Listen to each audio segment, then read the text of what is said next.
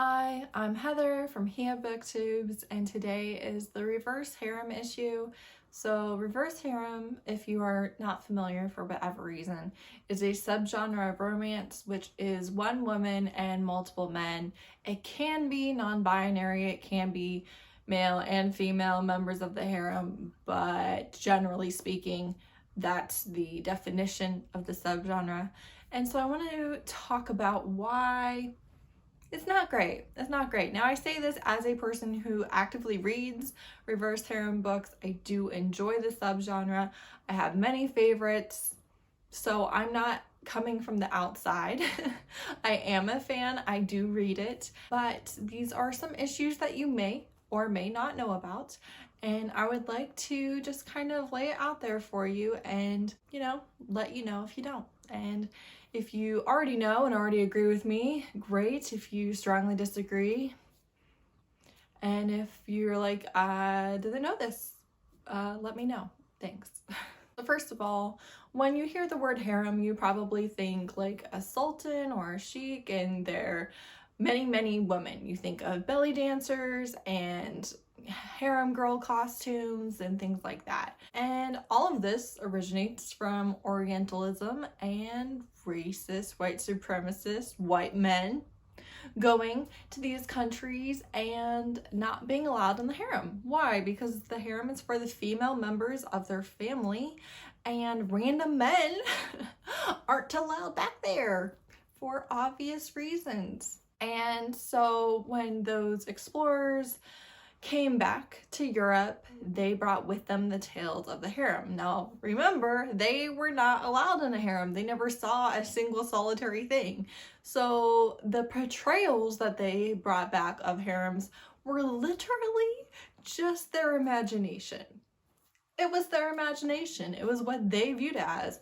And surprising no one, that mental image was filled with sex and exoticism and temptresses. And if you are already familiar with racism and white supremacy and sexual harassment against women of color, then you probably know where I'm going with this.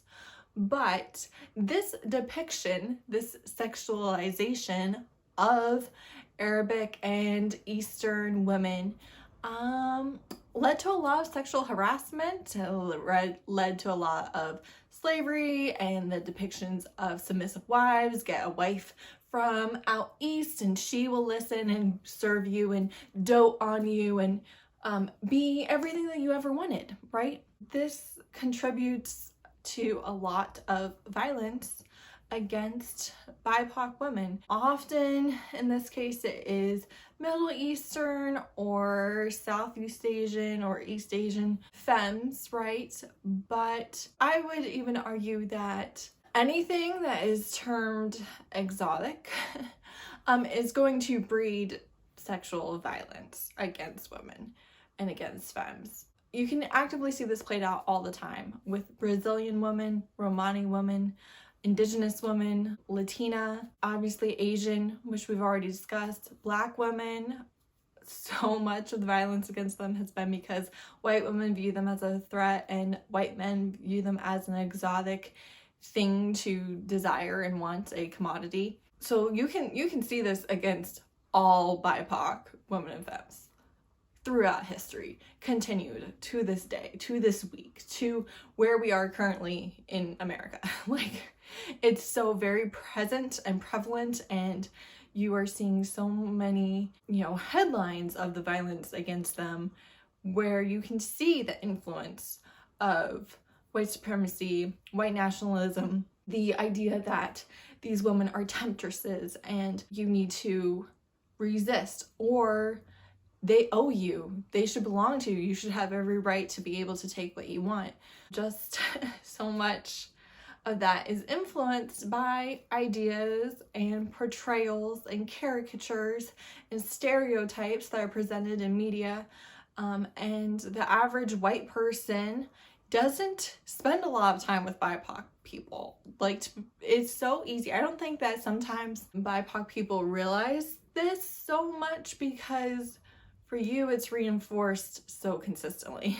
But for a lot of white people in America, at least, you can spend all your time basically around white people, hearing their ideas, hearing their reinforcement of your ideas, patting each other on the back. You can spend so much of your life literally never hearing yourself contradicted, because it's just everybody's around you is white. Like, my whole town is white, my church is white, my school is white. Like, you know what I'm saying? It's not that you literally never come into contact with a BIPOC person, it's that you don't have to have a relationship with them to the point where they would even bother to contradict you, because why would they think that you would care or react well? Like, I don't know if you know this, but white people have a long history of reacting poorly when they're told that they're being racist. So when you can spend so much of your life surrounded by only white people because of the way the nation is set up, then those media representations are often your only representation of that group of people. And media representations tend to be extremely racist, extremely stereotyped, and especially when it comes to femmes and women, it definitely is sexualized. And like I said, that breeds violence. You might say, I'm sorry, what does that have to do with my book? On top of that, the guys that we're sexualizing are guys, they're men, what do we care? First of all, sexual violence against men also exists. And on top of that, language matters. Where it comes from matters, its history matters. The things that people dredge up in their minds when you say that word, all of that matters. So you can't just say, well, this is the language that we're using. It doesn't matter that it's problematic. It doesn't matter its history, because that's not what we're using it for. Like, I don't think that you can say that. I don't think you have that leg to stand on. Next, reverse harem. One, it oftentimes has all of the men in a closed relationship with this one main character, and the men don't have anything to do with each other, and they don't have anything to do with anybody else, right? They're all focused on this one female main character. And to me, that's very lopsided. It just seems unrealistic. But then when you do have swords crossing, which is kind of homophobic in my opinion, when you do have two men in the overall relationship who are involved with each other, a lot of times that is specifically for the pleasure of the female main character, and it gives a lot of fetishizing vibes. It gives a lot of only gay for you. I might be bi, but I'm not bi for anybody but you and my girl. It just can feel like a very odd homophobic depiction. And I know books where this is done really well. I know reverse harems where it's actually really polyamorous. So Sacrifice by Katee Robert, everybody's involved with everybody else. There are 3 male vampires and a female vampire, and they all have their own separation, their own relationships. You can take any 2 pairing and they will bang. The same thing with Rhythm by Kathryn Moon. You have a coven of witches, and all 3 of them are obviously involved together. They're males, and then you add in this female witch who's the 4th, and covens are the family grouping of that world, and you have every combination, including non-binary. You have every combination in different covens. It's not like always 3 men and a woman. It's nothing like that, and everybody's involved together.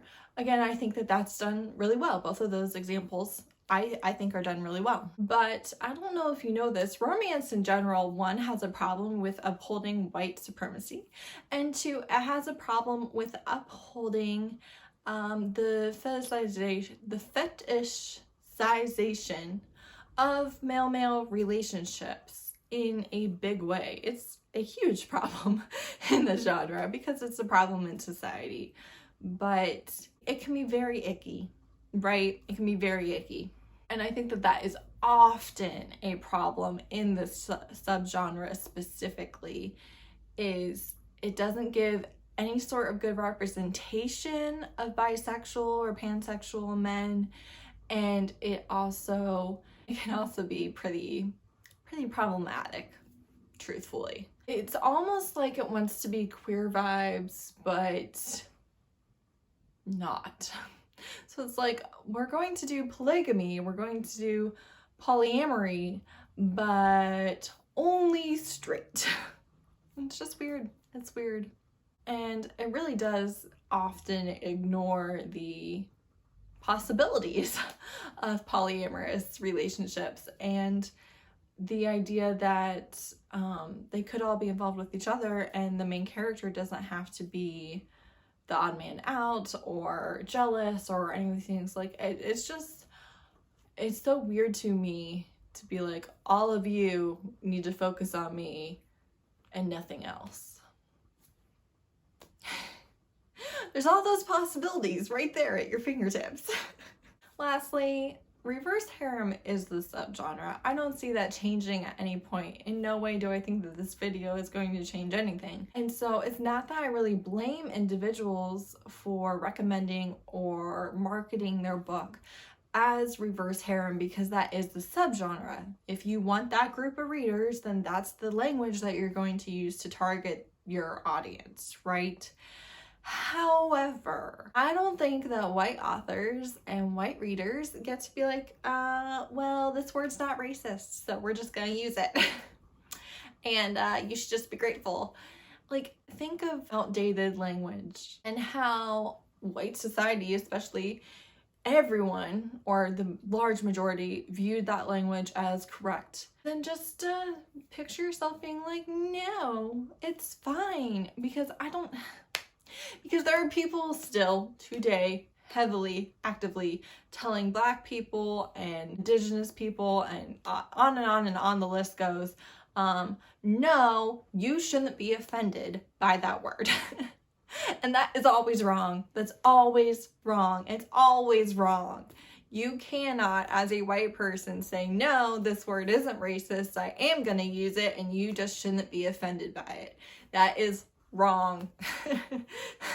Like, I don't know how else I can say that you are wrong. You're wrong. Okay? It is racist. You can't decide it's not racist for yourself. You are white.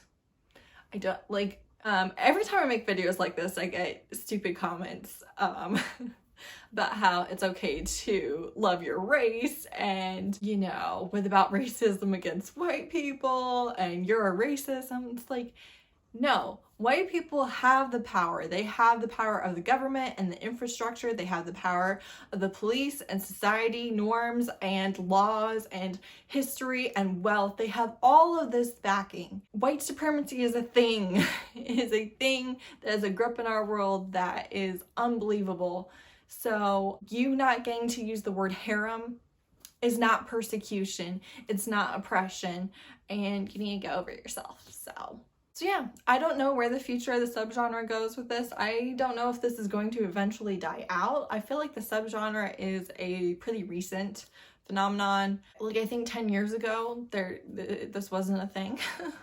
So I'm interested to see what happens with it. Like I said, I do read and enjoy the subgenre, but I think that you can like something and be critical of it and point out the issues and the problems. And, you know, when BIPOC people say, hey, we don't like this, this isn't good, this is a problem, I really, truly believe that you should listen and act on that. I do. End of story. Period. That's where it ends. You don't have to justify it. You don't have to try and work your way around it. You don't even necessarily have to agree with it, right? Maybe your viewpoint makes it where you're like, I don't see the issue. That's okay. That's okay. You don't necessarily have to see the issue. Maybe just listen and act on it and accept the fact that their viewpoint gives them a different view, and maybe you should listen to them if that's the type of person you want to be, right? I mean, I really strongly disagree with labeling yourself an ally for any group of people. But if you do want to be an ally, if that is something that you personally are working towards, that you want to care, you want what they say to matter to you, then even when you don't understand it, it still has to matter to you. So I don't know, that's just my 2 cents. I don't know if anybody needed to hear that or not, but yeah, I don't know. I think it's important. I don't know where it's going from here. Again,